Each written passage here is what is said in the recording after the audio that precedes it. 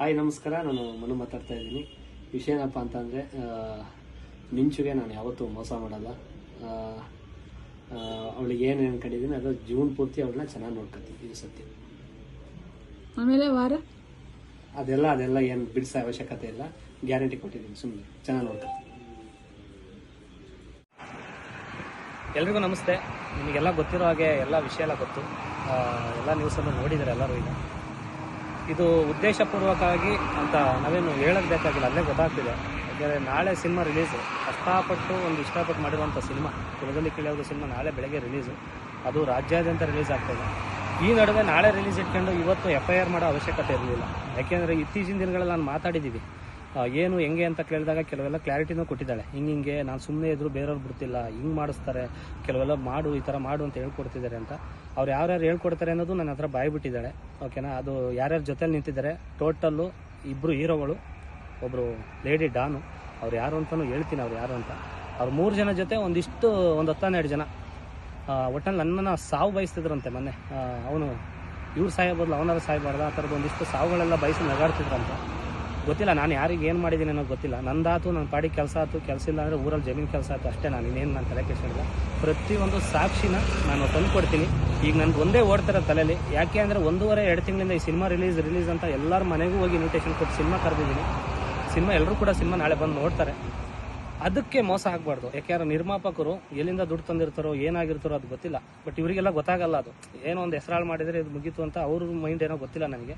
But ಇದರಲ್ಲಿ ನನಗೆ ಕಾಣ್ತಿರೋದು ಒಂದೇ, ನನ್ನ ಫ್ಯೂಚರ್ ಜೊತೆ ಮೇಯ್ನ್ ನಿರ್ಮಾಪಕರು ಮತ್ತು ಡೈರೆಕ್ಟ್ರು ಕಷ್ಟಪಟ್ಟು ಒಂದು ಒಳ್ಳೆ ಸಿನಿಮಾ ಮಾಡಿದ್ದಾರೆ. ಅದು ನನ್ನನ್ನು ಹೀರೋ ಆಗಿ ಮಾಡಿ ಒಂದಿಷ್ಟು ಬಂಡವಾಳ ಹಾಕಿದ್ದಾರೆ. ಅವ್ರಿಗೆ ಮೋಸ ಆಗಬಾರ್ದು. ಅದಕ್ಕೆ ಇದ್ರ ಕಡೆಯಿಂದ ಯಾವುದೋ ಪ್ರಾಬ್ಲಮ್ ಆಗಬಾರ್ದು. ಇದೇನಿದೆ ಉಳಿಯೋದು ನಂದು ಏನಿದೆ ಪ್ರಾಬ್ಲಮ್ಮು, ಅದನ್ನ ಅತಿ ಶೀಘ್ರದಲ್ಲಿ ಸಾಕ್ಷಿ ಸಮೇತ ಕಾನೂನು ರೀತಿ ನಾನು ಇದಕ್ಕೆ ಕ್ಲಾರಿಟಿ ಕೊಡ್ತೀನಿ. ಎಲ್ರಿಗೂ ನಮಸ್ಕಾರ.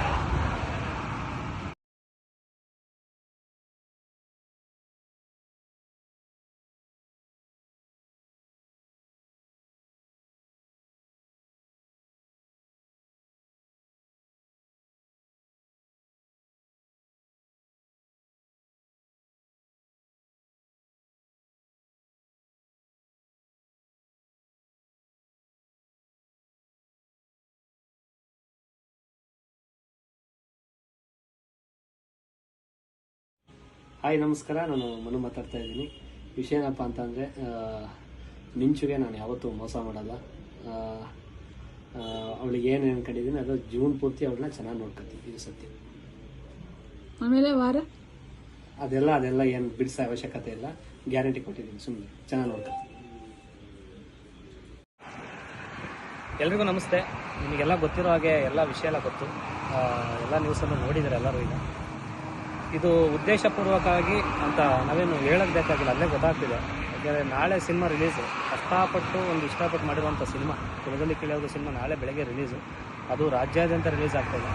ಈ ನಡುವೆ ನಾಳೆ ರಿಲೀಸ್ ಇಟ್ಕೊಂಡು ಇವತ್ತು FIR ಮಾಡೋ ಅವಶ್ಯಕತೆ ಇರಲಿಲ್ಲ. ಯಾಕೆಂದರೆ ಇತ್ತೀಚಿನ ದಿನಗಳಲ್ಲಿ ನಾನು ಮಾತಾಡಿದ್ದೀವಿ, ಏನು ಹೆಂಗೆ ಅಂತ ಕೇಳಿದಾಗ ಕೆಲವೆಲ್ಲ ಕ್ಲಾರಿಟಿನೂ ಕೊಟ್ಟಿದ್ದಾಳೆ. ಹಿಂಗೆ ನಾನು ಸುಮ್ಮನೆ ಇದ್ದರೂ ಬೇರೆಯವ್ರು ಬಿಡ್ತಿಲ್ಲ, ಹಿಂಗೆ ಮಾಡಿಸ್ತಾರೆ, ಕೆಲವೆಲ್ಲ ಮಾಡು, ಈ ಥರ ಮಾಡು ಅಂತ ಹೇಳ್ಕೊಡ್ತಿದ್ದಾರೆ ಅಂತ. ಅವ್ರು ಯಾರ್ಯಾರು ಹೇಳ್ಕೊಡ್ತಾರೆ ಅನ್ನೋದು ನನ್ನ ಹತ್ರ ಬಾಯ್ಬಿಟ್ಟಿದ್ದಾಳೆ. ಓಕೆನಾ? ಅದು ಯಾರ್ಯಾರ ಜೊತೆಲಿ ನಿಂತಿದ್ದಾರೆ, ಟೋಟಲ್ಲು 2 ಹೀರೋಗಳು, ಒಬ್ಬರು ಲೇಡಿ ಡಾನು, ಅವ್ರು ಯಾರು ಅಂತಲೂ ಹೇಳ್ತೀನಿ ಅವ್ರು ಯಾರು ಅಂತ. ಅವ್ರು 3 ಜನ ಜೊತೆ ಒಂದು 10-12 ಜನ ಒಟ್ಟಲ್ಲಿ ನನ್ನನ್ನು ಸಾವು ಬಯಸ್ತಿದ್ರಂತೆ. ಮೊನ್ನೆ ಅವನು ಇವ್ರು ಸಾಯಬೋದು, ಅವನಾರು ಸಾಯಬಾರ್ದು, ಆ ಥರದ್ದು ಒಂದಿಷ್ಟು ಸಾವುಗಳೆಲ್ಲ ಬಯಸಿ ನಗಾಡ್ತಿದ್ರಂತೆ.